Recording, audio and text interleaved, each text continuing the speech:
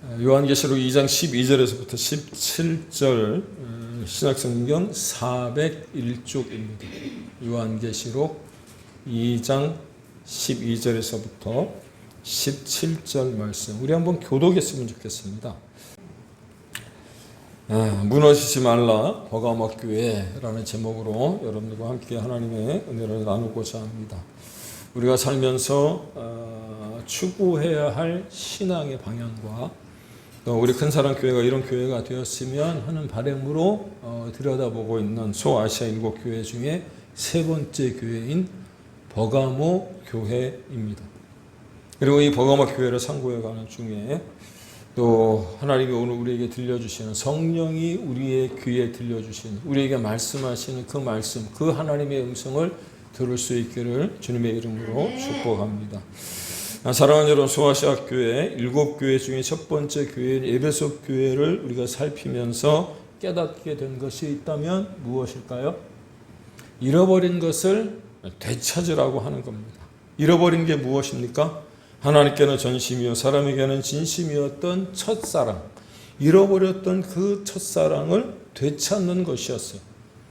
그런데 이 에베소 교회를 살피며 잃어버렸던 첫사랑을 되찾는 가운데 하나님이 우리에게 찾아야 할 것이 무엇이냐면 첫사랑이 아니고 처음 행위를 찾으라, 그렇게 말씀하고 있거든요. 그렇다면 처음 행위는 무엇입니까? 그 또한 첫사랑인데 말과 혀로만 사랑하는 것이 아니라, 할렐루야, 할렐루야, 진실과 행함으로 이웃을 돌보며 궁밀한 마음을 가지고 다가가는 그 첫사랑, 그러므로 말미암아 하나님의 마음을 아는 그 첫사랑을 주님이 어디서 떨어졌는지를 확인하고 또 생각해서 가서 그것을 되찾으라고 말씀하시더라는 거예요. 뿐만 아니라 지난주에 살폈던 소모나 교회를 통해서 알게 된 것이 무엇이냐면 그리스도인으로 이 땅을 살아가면서 지금은 좀 힘들고 어렵지만 세상이 주는 유혹에 흔들리지 않고 무엇을 구하라고요? 영적 부요를 추구하는 삶을 살라는 거예요. 그런데 여기서 말하는 영적 부요는 무엇이냐면 바로 예수 그리스도임을 여러분 깨달아 알기를 예수님의 이름으로 축복합니다. 그렇습니다. 세상이 주는 유혹에 흔들리지 않고요, 우리가 영적인 부요를 구하는 삶을 살려면 바로 예수 그리스도를 구하는 삶, 예수 그리스도, 그리스도의 장성한 분량에 이르기까지 우리가 나아갈 수 있도록 하나님 앞에 구하고 또 간절히 기도해야 하는 줄로 믿으시기를 바랍니다. 그렇다면 본문에 등장하는 버가모 교회, 오늘 세 번째 교회인데요, 이 버가모 교회를 통해서 우리가 묵상해야 할 것이 있다면 무엇이냐? 삶에서든 신앙에서든 너무 쉽게 무너지지 말라는 거예요. 동의하십니까? 여러분이 쌓아놓은 명예와 부와 그 모든 것들을 이루기 위해서 올라갔던, 마치 청계산이라든지 광교산이라든지 이런 산을 올라가려고 한다고 한다면 얼마나 힘이 듭니까?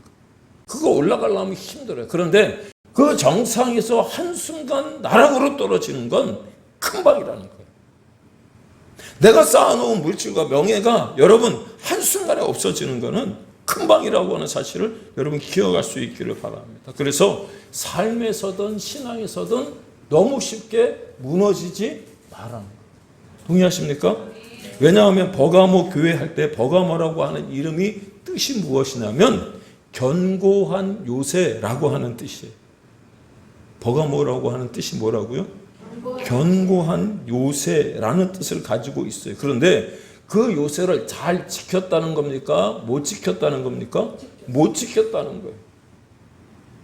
무너진 요새였다라고 하는 거죠. 물론 당시 세상의 사람들의 눈에 비친 버가모라고 하는 도시는 정말 화려하고 정말 아름다워 멋진 번성한 도시였어요.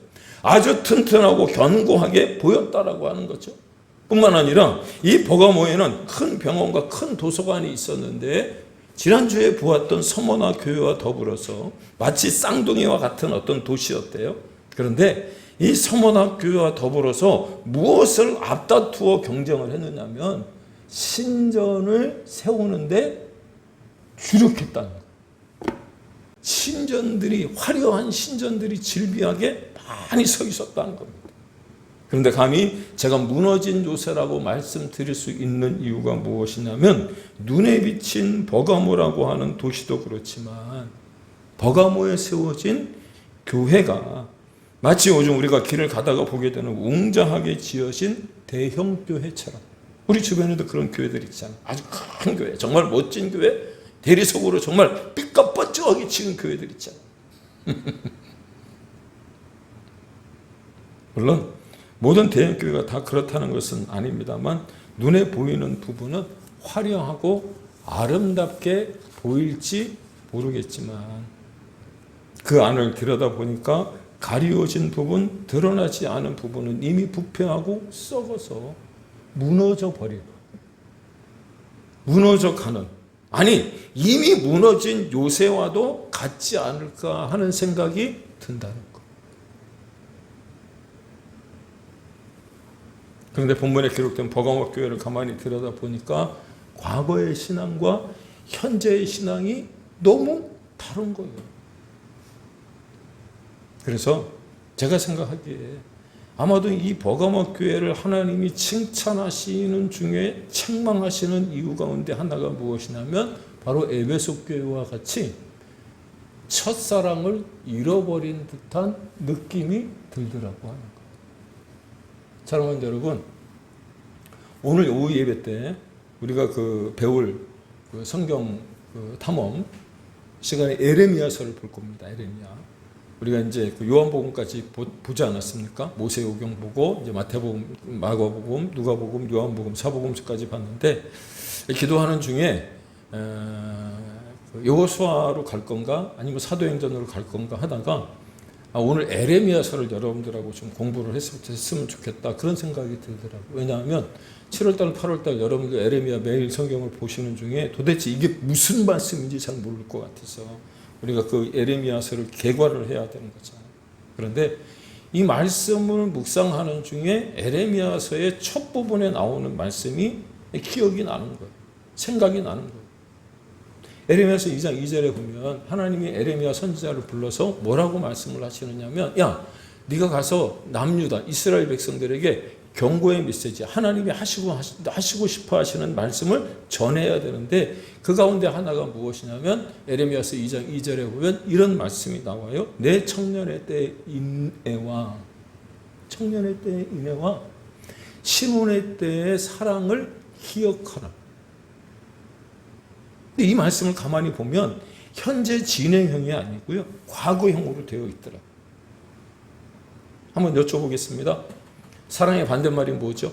송 집사님,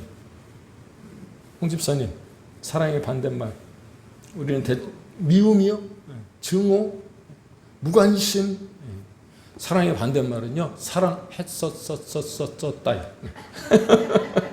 지금은 사랑하지 않는다는 거예요.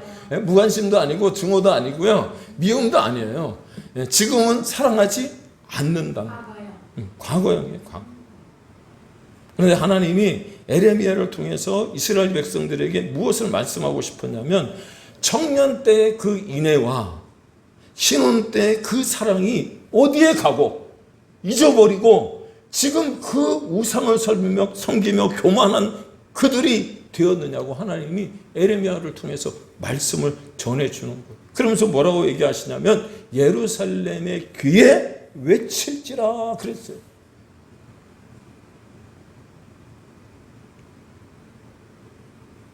그렇다면 이 버가모 교회가 어떻게, 무엇이 달라진 것일까? 버가모 교회 교인들은요, 그들과 함께 신앙생활을 하던 안디바라고 하는 사람이 있었대요. 안디바. 그런데 이 안디바라는 사람이 어떤 사람인지는 모르겠지만 그가 어떤 사람이었느냐면 본문에 보니까 예수의 이름을 굳건히 붙잡고 있었던 사람이랍니다. 뿐만 아니라 유진 피터슨이 쓴 메시지 성경을 참조해보면 그가 끝까지 신실했던 사람이었고 증인이었대요. 증인. 복음의 증인이었겠죠. 예수 그리스도를 증거하는 사람이었다는 거예요. 그랬던 그의 순교를 옆에서 지켜보면서 이 버가모 교회 교인들이 처음에는 우리도 순교하고 싶다고, 우리도 순교하겠다고 했던 그 첫 믿음, 그 첫사랑,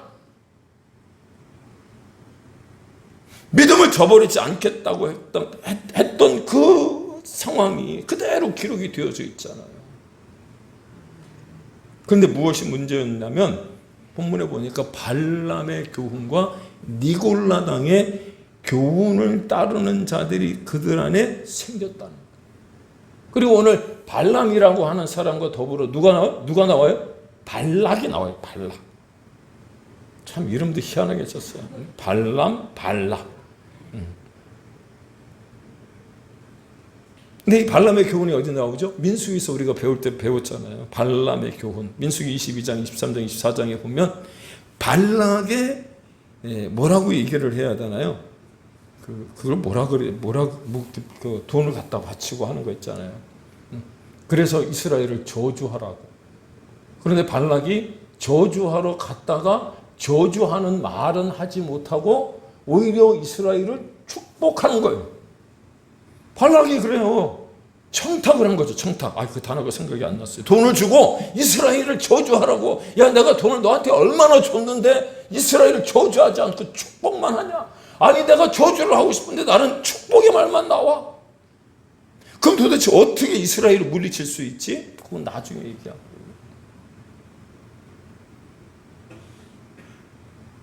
그런데 그 버가모 교회 안에 바로 이런 사람들이 있었다.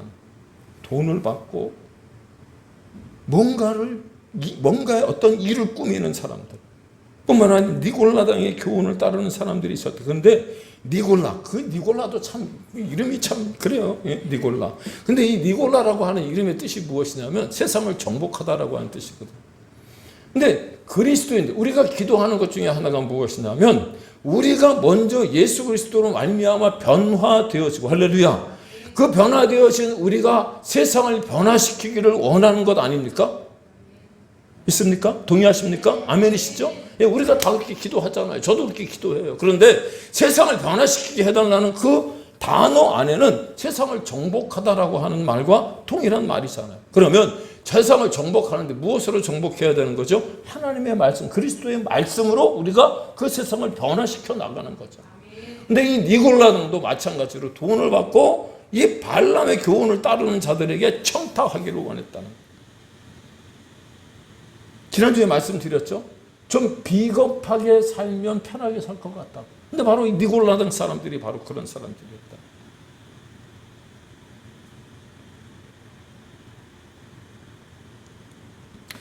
하여튼 발람의 교훈과 니골라당의 교훈이 달라 보이는 것 같아도 각각의 주장이 달라 보이는 것 같은데 똑같은 거예요. 근데 교회 안에 침투해서 바른 교회를 교란시키고 성도를 혼돈 가운데 빠뜨리며 다른 복음을 전하는 자들을 가리키는 거죠. 이에 대해서 사도 바울은 갈라디아서 1장 7절에서 8절 9절에 우리가 잘 아는 말씀으로 이렇게 기록합니다. 다른 복음은 없나니 다만 어떤 사람이 너희를 교란하여 그리스도의 복음을 변하게 하려 함이라. 그러나 우리나 혹은 하늘로부터 온 천사라도 우리가 너희에게 전한 복음 외에 다른 복음을 전하면 저주를 받을지어다. 무슨 의미냐면 다른 복음이 교회 안에 들어올 수 있다는 거예요. 복음이라고 할 수도 없겠지만 다른 복음이라는 게 있고 그게 교회 안에 있을 수 없다가 아니고 있다는 거예요. 근데 그것은 잘못된 것이라고 사도 바울은 갈라디아서에서 분명하게 이야기하면서 그게 거짓된 것이래요. 전하고 받는 것은, 그 다른 복음을 전하고 받는 것은 저주를 받게 되는 일이라고 분명하게 가르쳐주고 있지 않습니까? 그래서 여러분, 다른 데 가서 함부로 성경 공부하거나 누가 같이 가서 기도하자거나 누가 뭔가를 좀 알려주겠다 그러고 여러분들 꼬드겨 가면 그런 데 가면 절대 안 되는 거예요. 정상적인 교단에 정상적으로 공부한, 학교에서 공부한 목사한테 여러분 배워야 되는 거예요. 예를 들면 지금 우리들을 위협하고 있는 이단들 있잖아요. 주변에 있는 사람들. 지난주에도 한 사람 왔다 갔어요. 예. 그죠? 보셨잖아요. 한 분 왔다 가셨잖아요. 안녕하세요. 예, 반갑습니다. 예, 우리 다시 봤으면 좋겠습니다. 이단이에요? 예, 잘 모르겠어요. 2단인지 아닌지는, 뭐 3단인지 뭐 4단인지는 잘 모르겠는데 그분이 남겨놓고 간 흔적이 있어요. 주번을 이렇게 오래 갔어요. 그 다른 교회 주보를요? 저희 교회 주보를요, 이렇게 오래 갔다고요. 주보를 그냥 가져가시면 좋은데 주보를 안 가져가고 이렇게 오래 갔단 말이에요. 올려갔어요. 네, 교회 이름과 주소와 저의 이름이 나와 있는 거. 뭐 오래 진짜 고마워서. 나는 주보에, 이 주보에 뭐라고 써 있냐면 제가 쓴 글이 있어요. 곁을 준다. 요즘 사람들 곁을 내준다는 것처럼 힘든 게 없는 것 같다. 곁을 내준다는 말은 마음의 빗장을 여는 것, 비집고 들어갈 틈을 보이지 않는다. 무엇이 그렇게도 마음의 문을 닫히게 했을까? 마음의 문을 열고 곁을 내어준다면 삶이 더욱 풍성해지리라. 그래서 곁을 내어줬는데 주보를 통째로 가져간 게 아니고 이렇게 딱 짜다가, 모르겠어요. 그분이 어떤 분인지는. 교회 주소만 이렇게 딱, 옛날에 우표 수집하듯 이렇게 수집하시는 분인지는 잘 모르겠습니다만, 우리 주변에 이렇게 비일비재하게. 여러분, 하나님이 싫어하시는 것 가운데 하나가 무엇인 줄 아십니까? 혼합하는 거 싫어하세요. 썩는 거. 썩는 게 아니고 섞는 거라 그래야 되나요? 발음하기 좀 힘드네요. 믹스하는 거 별로 안 좋아하세요. 그걸 어떻게 알 수 있느냐면 신명기 22장 9절과 11절, 여러분들 잘 보지 않는 말씀일 것 같은데 제가 화면에 띄웠습니다. 내 포도원의 두 종자를 섞어 뿌리지 말라. 그리하면 내가 뿌린 씨의 열매와 포도원의 수산을 다 빼앗길까 하노라. 너는 소와 나귀를 결의하여 한데 묶어서 밭을 갈지 말라는 거예요. 양털과 배실로 섞어 짠 것을 입지 말지니라. 물론 이것을 이 시대에 문제적으로 보기에는 준수할 필요는 없지만 어쩌면 하나님은 혼합하는 것, 믹스하는 것 별로 안 좋아하시는 것 같다라는 생각이 들어요. 다른 복음이 교회 안에 복음은 아니지만 있을 수 있다는 거예요, 없다는 거예요? 있을 수 있지요. 근데 그것을 어떻게 해요? 잘 우리가 구분해 내야 되는 거예요. 그렇지 않으면 섞이는 거거든요. 한동안 퓨전이 유행하지 않았습니까? 퓨전. 뭐 섞는 거 굉장히 좋아하셨잖아요. 우리 아내가 가끔 저에게 라면을 뭐 요즘 뭐 라면 끓여주는 일이 거의 없습니다만 저는 라면을 끓여주면 별로 안 좋아합니다. 라면을 안 좋아해서가 아니고요. 라면은 라면 자체의 본연의 맛이 있잖아요. 수프 하나만 딱 집어넣고 팔팔 끓여갖고 라면만 딱 먹으면 좋겠는데 거기다가 양파도 넣고 김치도 넣고 뭐 하여튼 별걸 다 넣어. 별로 안 좋아해. 제발 그렇게 하지 좀 마라. 그렇게 하는데도 불구하고 영양가 있는 라면을 먹어요. 그거는 저기 제주도 가면 해물라면, 문어라면 이런 거나 먹을 때나 가능하지. 라면은 라면 본연이지. 라면 더 안 끓여줄 것 같은 생각이 드는데 하나님은 썩는 거 별로 안 좋아하세요. 왜냐? 교회와 그리스도인들은 세상과 동화되어서는 안 되기 때문이라는 거예요. 그래서 요한 1서 2장 15절 말씀 또한 앞에 화면에 띄워놨는데 무엇라고 기록이 되어져 있습니까? 이 세상이나 세상에 있는 것들을 사랑하지 말라. 동의하십니까? 네. 그럼에도 불구하고 시대가 그러니 직업이 이러니 어쩔 수 없다고 이야기하는 사람이 바로 니골라당이라. 자신들의 합리화, 그래서 영적 부여는커녕 성령의 불은 꺼지고 능력은 사라진 채 껍데기만 남은 형식적인 교회나 성도가 되고 만다는 이름은 있는데 영적 능력을 상실한 그리스도인들. 그래서 소금과 빛의 역할을 감당하지 못하고 다만 땅에 버림을 받게 되는. 사랑하는 여러분, 혹시 하기오스라는 헬라어 단어를 들어보신 적 있나요? 하기오스. 하기오스라고 하는 뜻이 뭐예요? 성도예요, 성도. 그런데 우리가 이 하기오스라고 하는 단어를 배울 때 구별된 무리, 성도, 거룩한 무리라고 배웠지만 사실 더 깊은 뜻은 앞에 써 있는 것처럼 성도라고 세상 사람들이 우리에게 얘기할 때 어떤 의미를 가지고 있느냐면 존경을 받을 만한 가치가 있는 거룩한 사람들이라고 이야기한다는 거예요. 따라서 여러분이 존경받을 가치가 있는 거룩한 사람들이시라면 정말 소중히 귀담아 들어야 할 말씀이 무엇이냐? 오늘 계시록 2장 12절에 보니까 버가모 교회 사자에게 편지를 보내시는 이가 뭐라고 얘기하고 있습니까? 좌우에 날선 검을 가지신 이가 말씀하고 있다는 거예요. 그런데 제가 이 말씀을 보다가 참 하나님은 유머러스한 분이다라는 생각이 들었어요. 왜? 당시에 로마의 힘의 지배 구조는요, 칼이었거든. 칼을 통해서 힘으로, 무력으로 그 모든 것을 지배하고 정의를 가져올 수 있으며, 그래서 로마나 팍스, 세상에 평화를 가져올 수 있다라고 하는 어떤 생각을 가지고 있었는데, 주님이 이 버가모 교회의 성도들에게 주신 말씀이 무엇이었냐면, 좌우에 날선 검을 가지신 이가. 지난주 3일 밤 기도회 때 드렸던 말씀 들으셨나요? 에레미야 50장에 보시면 하나님이 바벨론을 심판하실 때 무엇으로 심판하셨다고요? 그들이 칼로 아수르를 멸망시키고 또 애굽을 쳐서 그 근동 지역의 패자로 등장을 하는 중에 이스라엘 또한 칼로 그들을 멸하였지. 근데 하나님이 그 칼로 오히려 그 바벨론을 칠 것이라고 말씀하시면서 칼이 그들 위에 떨어지리라 라고 5번, 6번 반복하고 있는 것을 봤잖아요. 그 가운데 에레미야서 50장 38절인가에 보면 지혜로운 자들에게도 칼이 떨어질 것이다 그랬거든요. 그러면 지혜로워서는 안 되나? 여러분, 그게 아니고요. 그 당시에 지혜로운 사람들은 어떤 사람들이냐면 거짓 선지자들을 이야기합니다.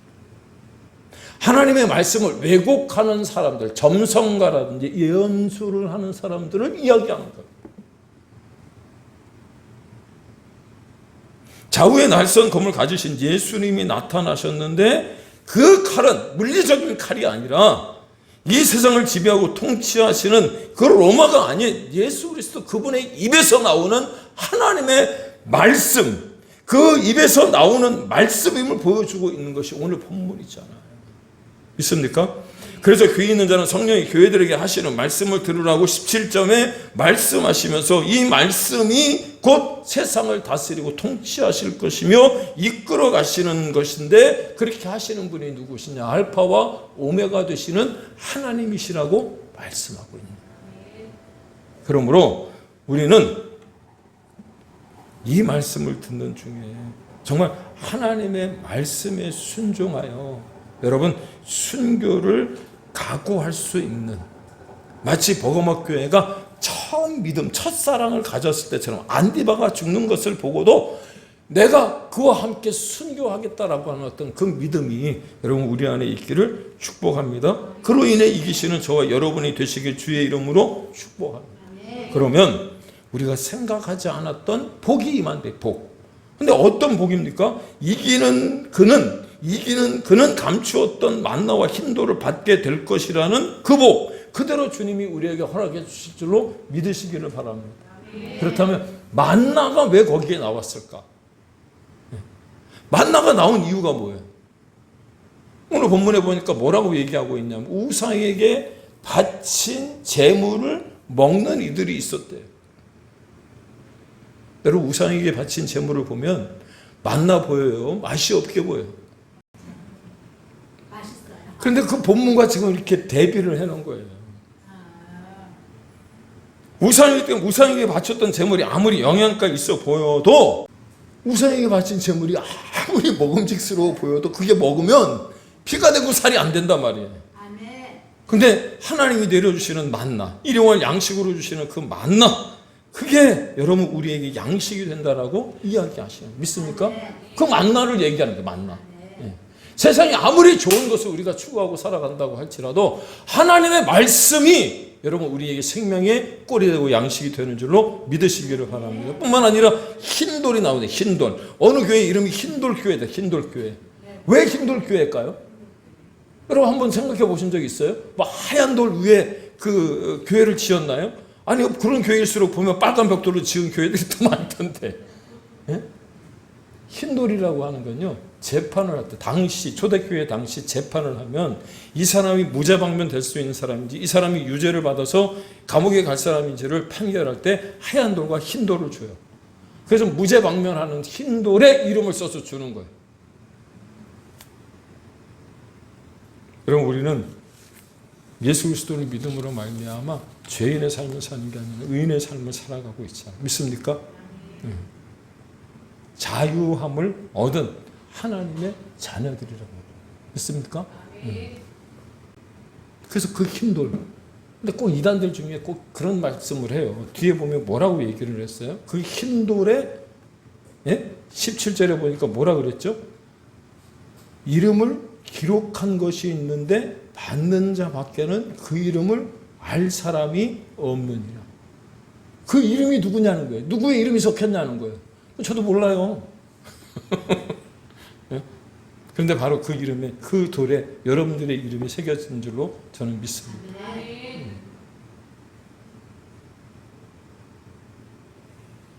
그래요. 우리 모두는 어쩌면 보이지 않는 유혹이 계속되는 이 세상에 살아갈 수 있습니다. 살아가고 있습니다. 그래 점점 더 성도들을 분주하게 만들죠. 기도하는 것을 쉬도록, 그래서 죄를 범하게 만드는, 사무엘이 그랬잖아요. 하나님, 내가 기도하기를 쉬는 죄를 범하지 않도록 해달라고. 왜요? 너무 바쁘니까. 우리는 기도할 틈을 얻지 못해요. 그래서 여러분 예배에 나오셔야 되는 거예요. 잠깐이라도 예배를 통해 기도할 수 있는 시간이 생기거든요. 동의하십니까? 그래, 현실적인 핍박은 없어 보여도 뿌리치기 어려운 유혹들이 우리를 뒤흔들어 놓을 때가 얼마나 많은지 모릅니다. 이런 상황에서 자기 자신의 헌신 없이 믿음을 지키고 산다는 것 가능할까요? 그 헌신, 다른 게 아니고요.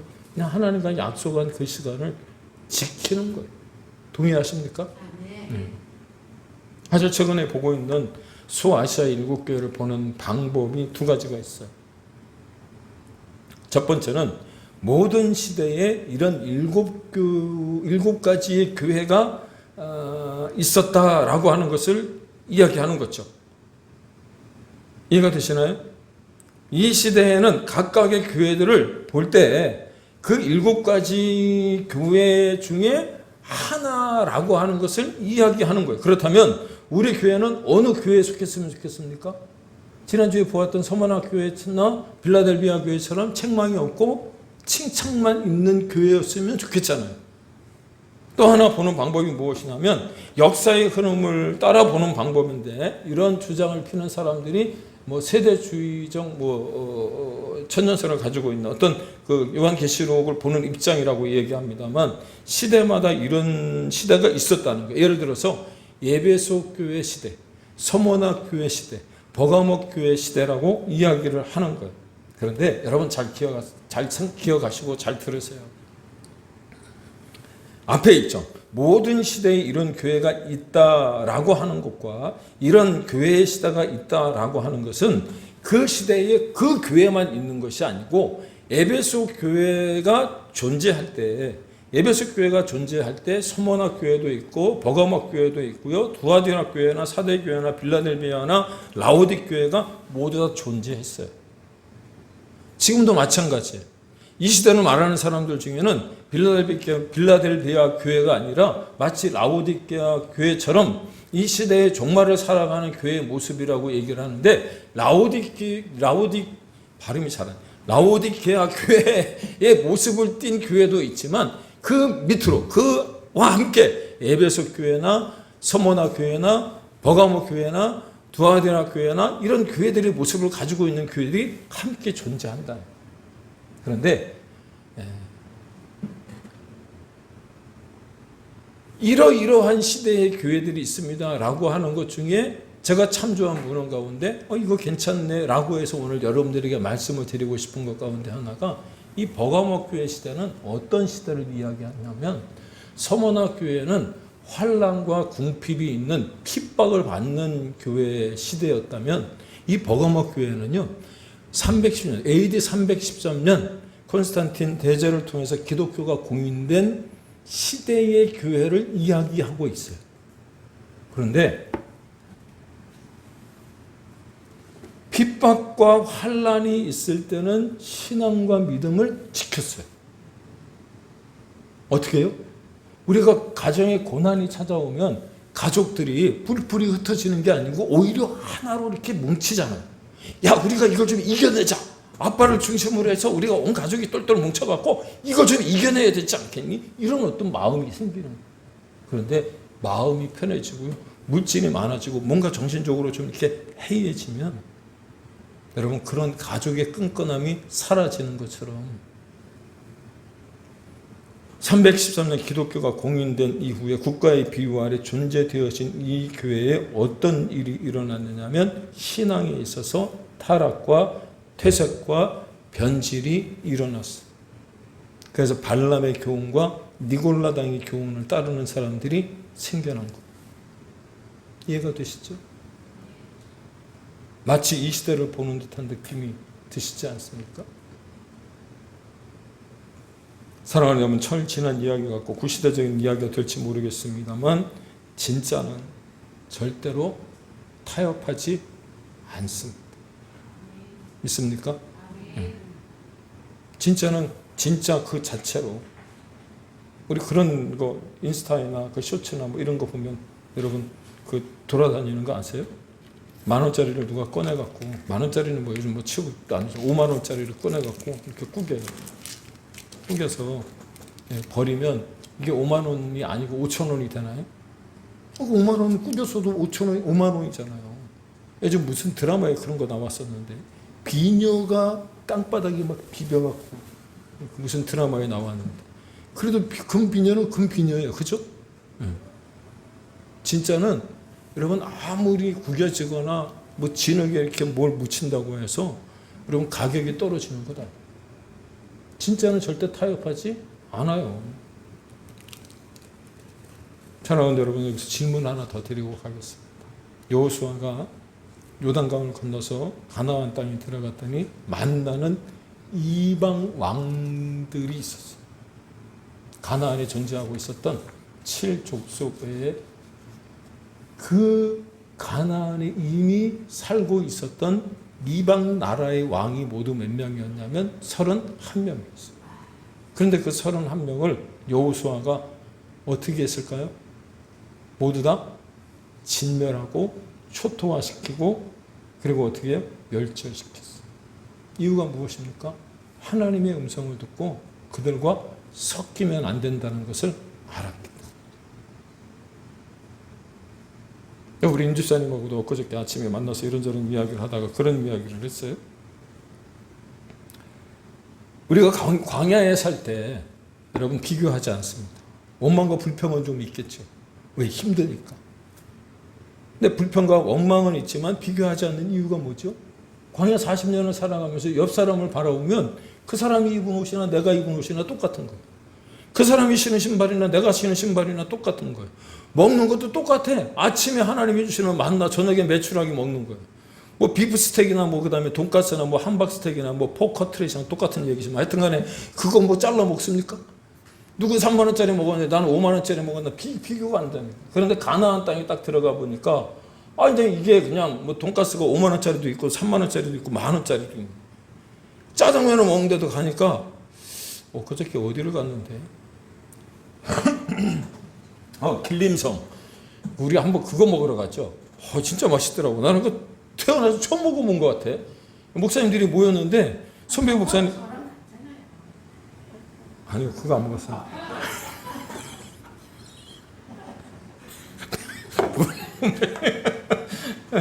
아니 선배 목사님이 길림성 가서 뭘 사준다고 가자 그래서 갔는데 뭘 사주나 그랬더니 중국식 우동.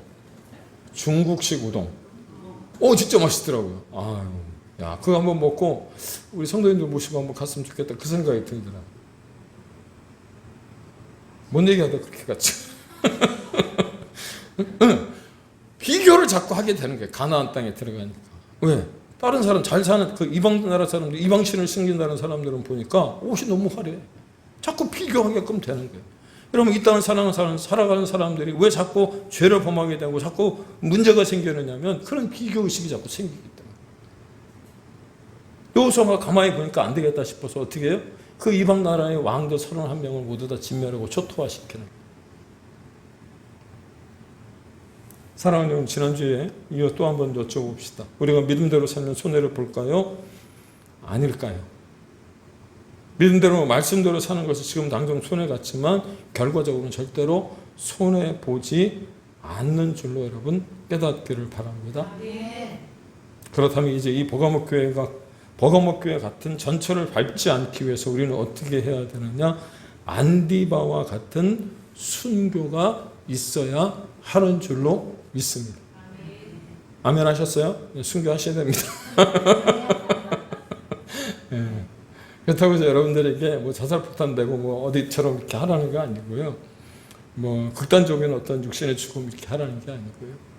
그 순교라고 하는 건 지난주에 우리 보았던 것처럼 누가복음 9장 23절 아무든지 나를 따라오거든 자기를 부인하고 자기 십자가를 지고 나를 쫓을 것이니라 라고 하는 말씀처럼 여러분 우리가 하나님 앞에서 자신을 부인하고 또 십자가를 지는 것인 줄로 믿으시기를 바랍니다. 이게 순교였습니다.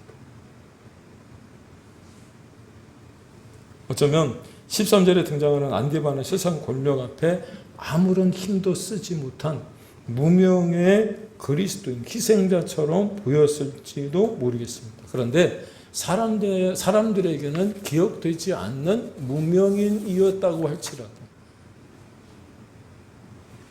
이 안디바가 순교했을 때 마치 스데반이 순교당할 때처럼 예수님이 벌떡 일어나서 그를 맞이하지 않았을까요? 그렇습니다. 안디바는 위기 순간에도 변함없이 주님의 이름을 굳게 잡았던 것 여러분 기억하시고 다른 것 안 붙들어도 돼요. 예수의 이름은 세상에 소망을 주는 이름이요 모든 사람에게 생명을 주는 이름이요 성도에게 최후 승리를 보장하는 이름이라는 것을 여러분 붙들 수 있다면 쉽게 무너지지 않나. 여러분 지킬 수 있는 예수 그리스도를 붙듦으로 말미암아서 무너지지 않는 하나님의 자녀들이 다 되어질 줄로 믿습니다. 결론입니다. 그런데도 불구하고 너무 힘들어요, 목사님. 사는 게. 아무리 노력해도 내가 발버둥 쳐도 왜 그렇게 주변에 있는 사람들이 나를 힘들게 하고 물질적으로 어렵고 이렇게 정말 고통스러운지 잘 모르겠어요. 근데 주님이 오늘 우리에게 주시는 말씀이 있더라고요. 뭐라 그랬어요? 형편과 처지와 사정을 다 아시는 주님이 내가 지금 어디에 사는지를 안다. 믿습니까? 따라서 우리를 돕기 위해 지금도 연약한 우리 곁에서 늘 넘어지고 쓰러지는 우리 곁에서 오늘 우리가 찬송했던 것처럼 주는 완전하신 분이심을 여러분 기억하시고 세상 가운데 살아가면서 그 예수의 이름 세상에 소망을 주는 그 예수 그리스도를 붙잡고 또 한 주간 승리할 수 있는 믿음의 사람들이 다 되시길 주의 이름으로 축복합니다.